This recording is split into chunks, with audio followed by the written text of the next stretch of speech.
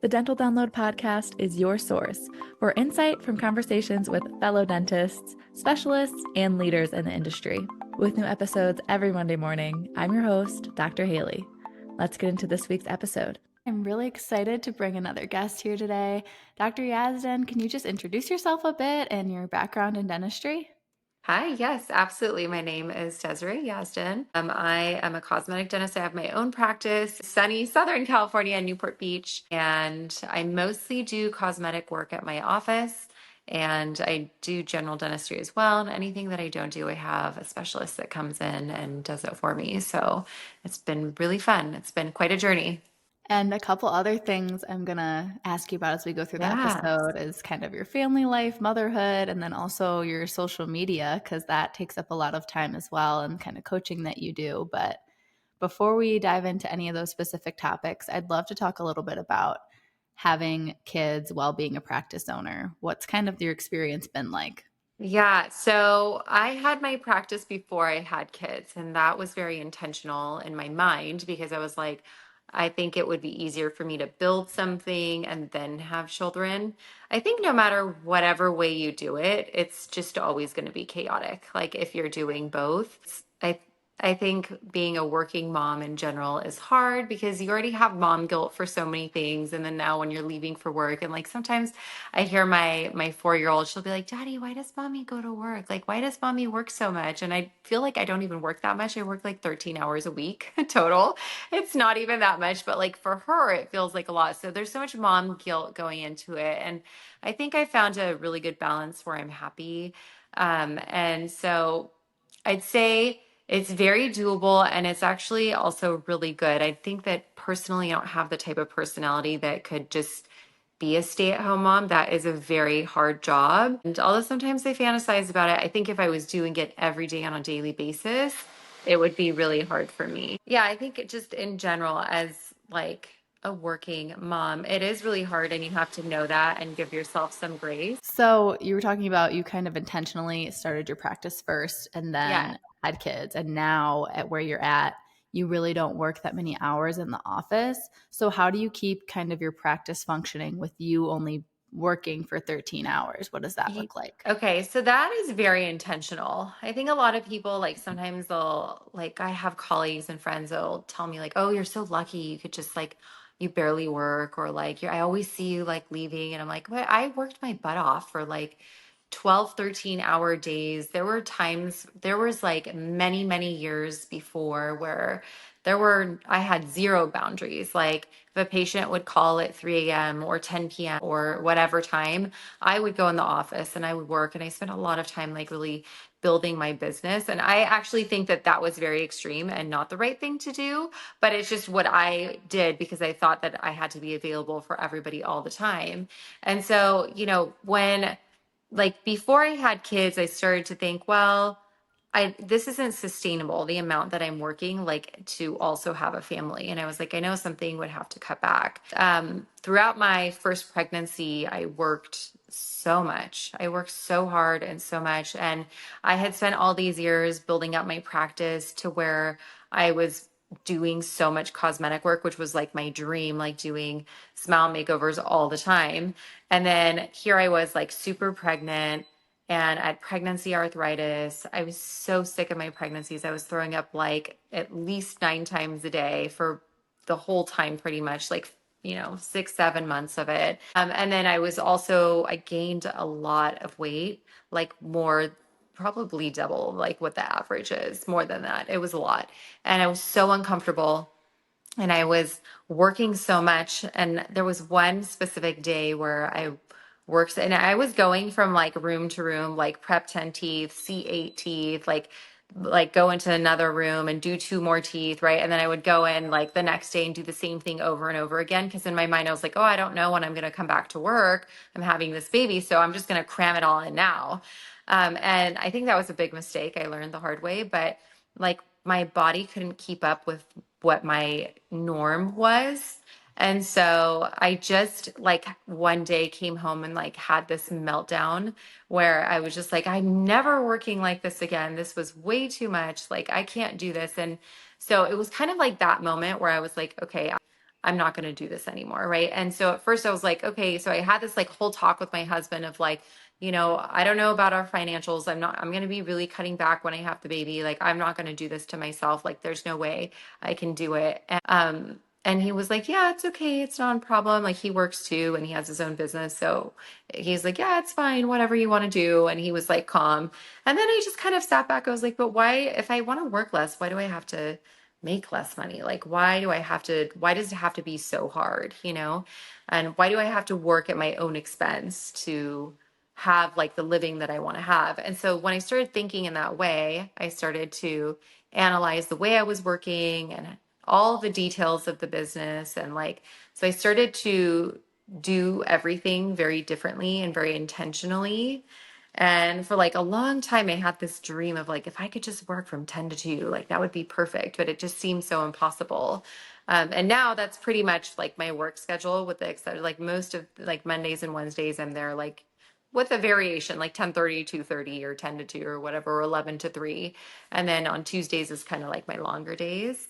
But it's not even that long. It's like 6 hours versus before it was like 12, 13. So it was very intentional. I set it up to be that way. And I started to like, really look at like how I could build demand and do what I wanted to do. And then how, at some point there was a period of time where I think the business wasn't where I wanted it to be because it was just me. I was like a solo doctor. So I would be done on Wednesdays and there was nobody from Thursday all the way till Monday again, right? So if a patient had an emergency, they didn't want to wait, but they also didn't want to go to somebody else. And they were also very used to me being available all the time. So then all of a sudden I wasn't. And then in my mind, I was like, I need somebody there who can be there more. Even if it's not me, we are able to take care of the patients because they're our number one priority, for business and all of that. And, we wouldn't have a business if it wasn't for them. So it was very intentional the way I set it up. And yeah, so here we are today. So do you now have one associate or multiple people that works there those other times as needed? So I actually have two. One of them just went on maternity leave herself. There's no pressure for her to come back. So I guess currently I have one, but she's always welcome to come back we save her spot for her. But and the patients love her. So I do for the past like 2 years, I've had two associates and they've been great. And transitioning now a little bit more into practice in cosmetic dentistry. So you said you always loved cosmetics, that you knew that's like what you wanted to get to someday as what you were doing all the time. When did you figure that out? Kind of early on in dental school. So oddly enough, I went to dental school to become an oral surgeon. And I was like very set. I was like, oh, that's for sure what I want to do. And very early on, I had this rotation in oral surgery. And just the way it felt to extract a tooth, like I hate when it loosens from the PDL. The feeling of it was so gross to me. And I was like, I never want to do this. And I mean, we had to do so many extractions in dental school, but each time it was like, it never got better. Like I never got used to it. And I just always hated it. And I was like, this is just not something that I ever want to do. And I know that oral surgery, you do way more than just extractions. But I just was so turned off by it. So then I kind of was like, well, maybe I'll do ortho. I didn't like ortho. And then I was thinking what I actually did love, I loved endo. I thought it was so relaxing to do root canals. I loved it so much, but it wasn't something I wanted to specialize in. And then I just like I had one case in dental school where I did veneers and I was really excited to do it. And it was just two front veneers. The patient had a lot of erosion from like sucking lemons. So that was a really fun learning experience for me to do that case and just to see what difference it made. And I think like I had considered it before, but I just didn't know if I could do it. But then once I did that, I felt like this is really what I want to be doing. I feel like Southern California is what a lot of people would picture. Oh, that's a great place to be a cosmetic dentist, but there's probably so many cosmetic dentists. So I There know is. you worked really hard at the beginning to grow your practice and build your business, but is there anything specific that you do that you feel helps you get patients and kind of sets you apart? I think everybody has their own thing that kind of sets them apart, right? And I try to stay away from analyzing what all these other people are doing unless it benefits me, because I never want to have this like imposter syndrome thing going on, or like feeling like I'm not good enough or I'm behind on something. So I really stay in my own lane. And at the same time, I like constantly educate myself. I am constantly like trying to be better and learning different things. And I think one thing, if I had to choose, that would like set me apart, because anyone can find a great lab, but and most dentists do care about their work, but I think I really care like for the patients at such a deep level. Like I really want them to be happy. And so I always go the extra mile, like no matter what. And I think I don't put the business first a lot of the times, which ends up on the flip side of it, somehow putting the business first. But like let me explain. It sounds kind of weird, but it's like when I have a patient in my chair and I know that the work can be better, or that they really want something different, I don't feel like, oh, I need to put them there in their teeth because it's a waste of chair time and this is going to be so expensive to bring them back or to have their teeth remade or whatever. Like I want to do what's best for the patient and what's going to make them happy. And so I give up that chair time if I have to. I've done it so many times. And it's funny because my ceramists that come in and help me, they're like, you're the only person that we work with that is like so like this. Like you just are so about the patient. And I actually find that really nice that they tell me that, because I'm like, oh, I do feel like I really care.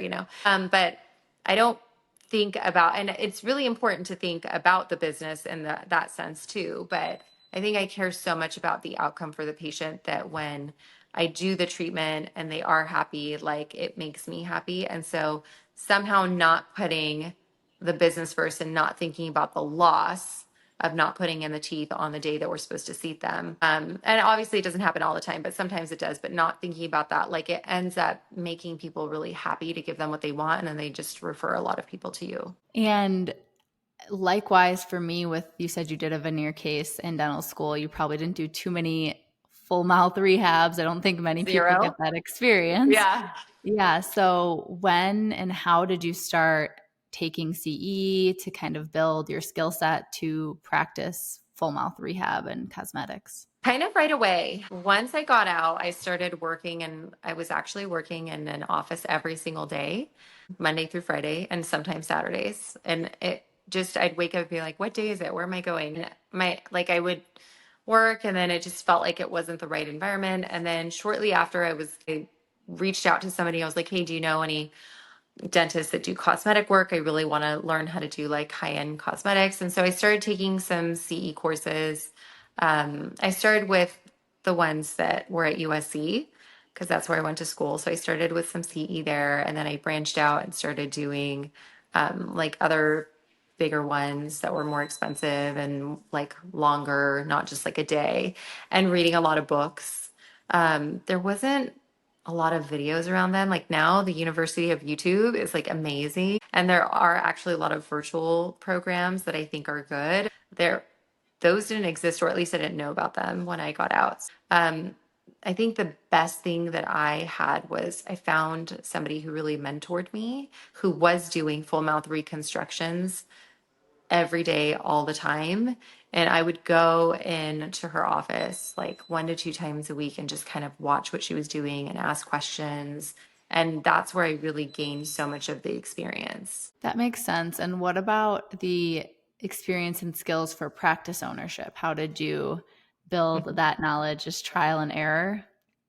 Yeah, so I would do it all differently if I could go back and do it. Yeah, I was actually, once I was like maybe I want to say, yeah, about like a year out of dental school, I bought into what I thought was a very successful practice from someone who had owned the practice for a very long time. And she seemed super successful, and all the numbers were really amazing. But she was a terrible human. And so I ended up being partners with her for a very short period of time. And very shortly, I realized that she is, I don't know, I don't even want to say anything bad, but she's like not a good person.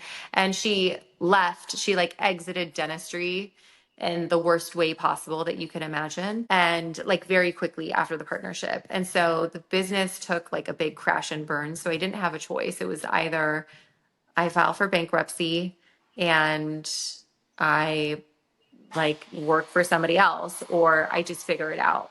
So it was kind of just like jump and swim, or like, die trying. So I told myself, I was like, I'm going to give myself a year to see if I can survive this. And I did. And then after that, I was like, okay, now I have to like learn how to thrive. So my experience of learning how to be a business owner was not ideal. But I think it really gave me the strength. Like it forced me to not just like improve my skill, right? Because it's like you have to have good skill and learn how to make patients happy. I had to learn how to sell treatment, like sell expensive treatment. I had to learn how to do like everything, how to run a business, how to manage a team, and how to do all of that. Like, so it really forced me to have to do all of that. And did you do all of that just again by yourself, or did at some points of the process did you hire any like coaches or anyone on to help you? So, had I had the funds to, I would have loved to hire coaches and consultants and stuff to help me. But I didn't because of what had happened. And so I asked friends that were very successful of like things to do. I relied a lot on my dad, who has his own business, my brother, who has a medical business, and I asked them for help. And so, no, I didn't have, like, I read a lot because that's what I can afford to do at the time. But I think for somebody else learning, if you could hire help, it is the best thing that you can do because it will shorten the time frame of like you'll make less mistakes and it's going to shorten the time frame of when you'll get the most success. And how many years would you say it took for the business from when it was at rock bottom to get to somewhere where you were comfortable with it? I don't even know because when it hit rock bottom, like that first year was pretty awful. But I think for me, it was like the embarrassment of it, like stayed for way too long. I was like, I'm not a stupid person. How did this happen to me? Like, how did I make such a terrible decision?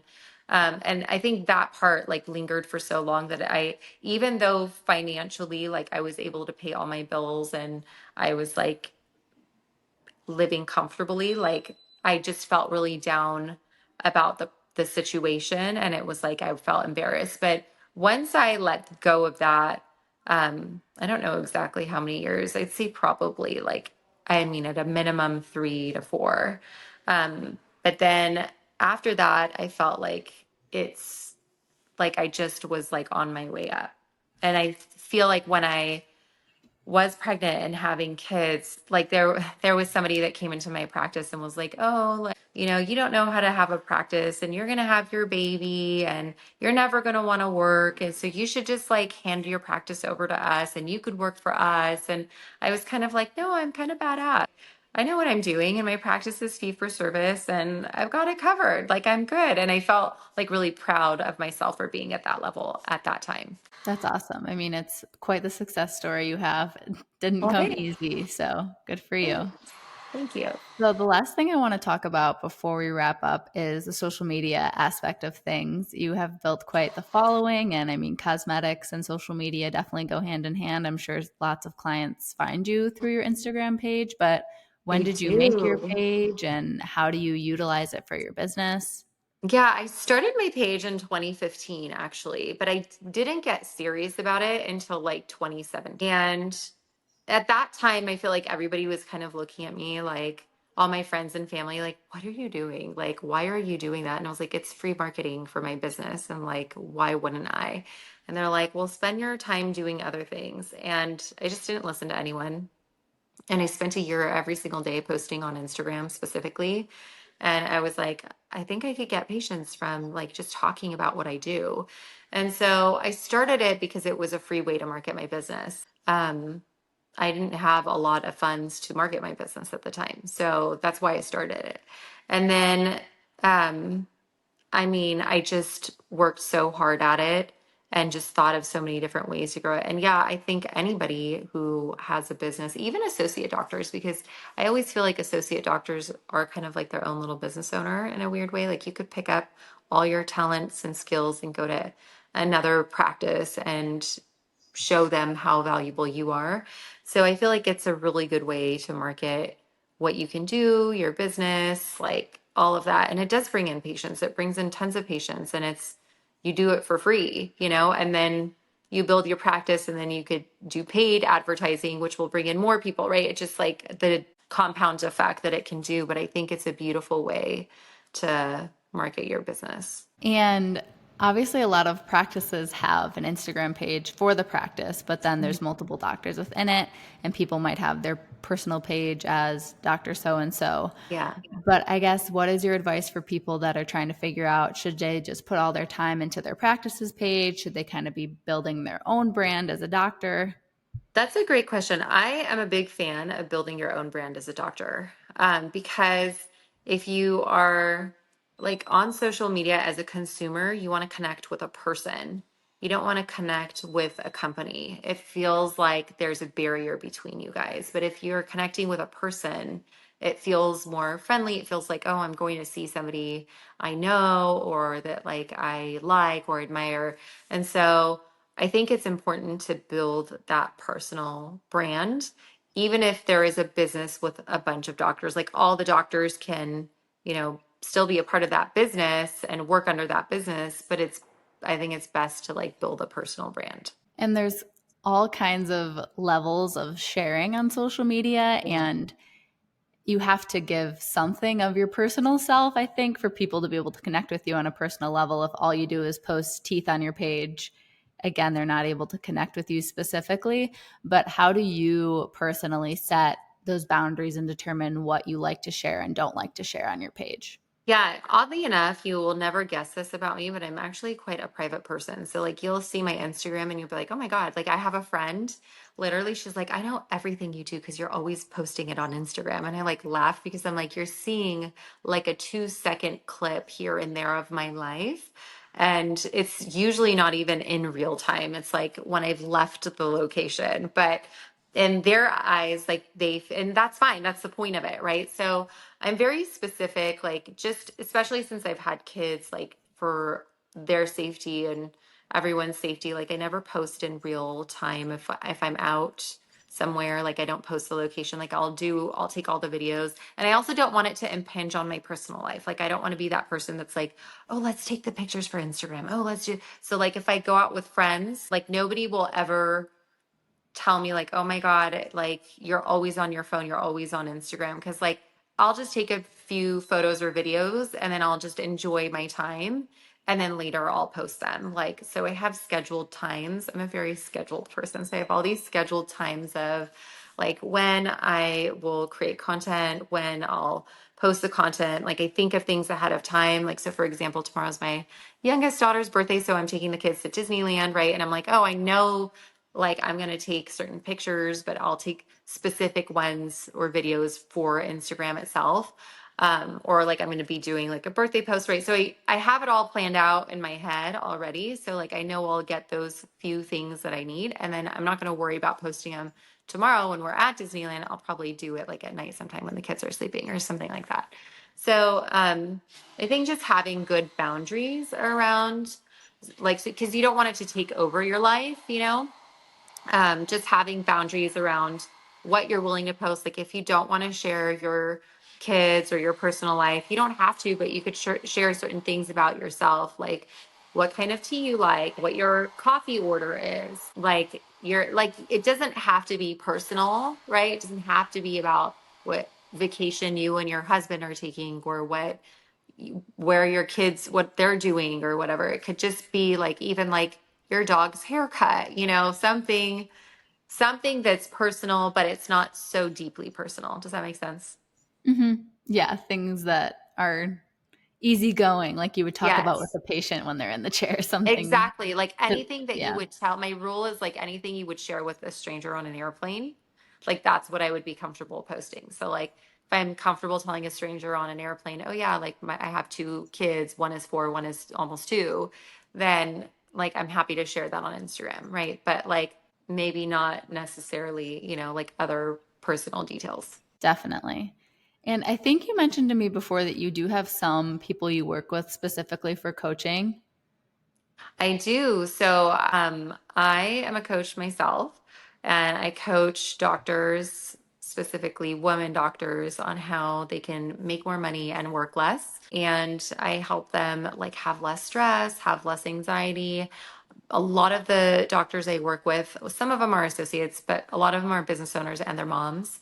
And they're always like, oh, I feel like I'm working too much. Like my kids are growing up and I'm not able to like see them, or they just want to enjoy their life more and they don't want to be like going home and doing chart notes or just like Invisalign checks or, other stuff that doctors do. And so I really help them like create a life that they love with a business that they love, and one that's like, it's really hard. You'll see like when you start working, when you're like, I just spent all this time working and I barely made any money, right? And like you think it has to be that way, or you have to work. So, and I think especially in dental school or medical school or any kind of like profession, doctorate profession, it's like you are trained to work at your own expense, and you really take that into your career with you.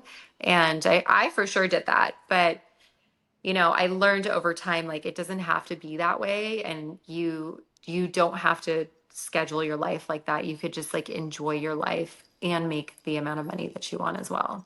So that's really what I help people do. That's wonderful. I mean, you hear that and it's like, I need that, or that sounds great. Is it only one-on-one coaching, or if people like want to know more, is there kind of some basic level of like, here are some videos I have, or like Oh, guides or totally. anything? Okay. So, I have a group program. It's called $1 Million Mentorship. And there's a wait list. So I think our next opening is September 12th. And you can go to dryazdincoaching.com/waitlist to get like details about the program, and you can just join the wait list there. I have tons of videos, and tons of podcasts. So I have a podcast called The Social Dentist, and I have tons of content on there that you guys can like listen to for free and learn. I have a lot of like social media growth stuff, but I also have a lot of like business or coaching stuff. And I think it's a wonderful resource for doctors to listen to. Thank you. Yeah, I'll definitely link all of that stuff in the description of the podcast for people to get to easily as well. But before we wrap up, is there like a final message you want to leave people with? It's mostly like new dentists listening, so people early in their career. Yeah, I think one of the biggest things is to always have a mindset of wanting to learn from everyone, whether you're learning from someone who's way more experienced than you and has a lot more wisdom, or even somebody oddly enough younger than you who doesn't have as much experience. Like even if you're like 3 years out and somebody's a year out, or not even, like they might have something to share with you, or even like I've had assistants that have been like, hey, do you know there's a product that you could do this with? And I was like, wait, what? And like, I don't know about it. And if you're really open to learning, you're just going to grow so much more on your own. And I think just like always, there's a lot of ego, I think, and especially with like the older men, there's like a lot of ego that you run into, especially as like a young female dentist who's like newly out of school. And a lot of it is like, oh, you're so cute that you want to have this career. And it's like, why is it cute? Like, why is it like, I know women who are making way more than most men are in their businesses. And so I think just being open to like learning and becoming confident. I think that's a big one, like learning how to have confidence in yourself when you're experiencing, like most people who come out of dental school are going to be an associate for a period of time, if not forever. And just like dealing with staff and, the owner doctor and all of that. Like if you could bring your confidence level up, that's going to help you a lot as well. Thank you for all of that advice and everything you shared in this episode. I've learned so much and it's been so nice getting to know you. So I really Same. appreciate it. Thank you so much for having me. It feels like such an honor, and I really appreciate you.